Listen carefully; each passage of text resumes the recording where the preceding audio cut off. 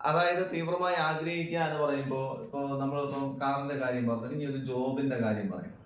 ഒരു ജോബ് നമ്മൾ ആഗ്രഹിക്കുന്നു. അപ്പോൾ നമ്മൾ ആഗ്രഹിക്കുന്നത് രണ്ട് രീതിയിലാണ്. ആദ്യത്തെ രീതി എന്ന് പറയുന്നത്, എനിക്ക് നല്ലൊരു ജോലി വേണം, എനിക്ക് നല്ല ജോലി വേണം, അല്ലെങ്കിൽ എനിക്ക് എന്താണ് 1,00,000 രൂപ സാലറി വരുന്ന ജോലി വേണം, 1,00,000 സാലറിയുള്ള ജോലി വേണം.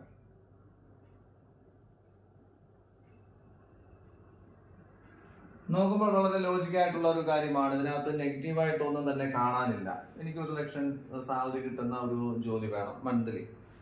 അപ്പോൾ അതില് ലോജിക്കായിട്ട് ഓക്കെ, ഇറ്റ്സ് ഓക്കെ.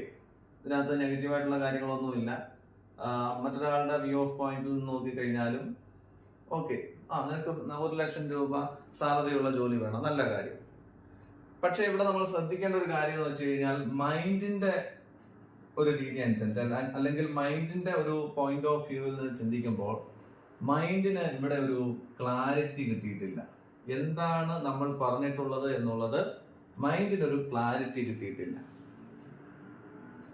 അപ്പൊ ആ ക്ലാരിറ്റി നമുക്ക് കിട്ടണമെങ്കിൽ ഇതിനെ നമുക്ക് എന്താക്കി മാറ്റണമെന്ന് അറിയോ?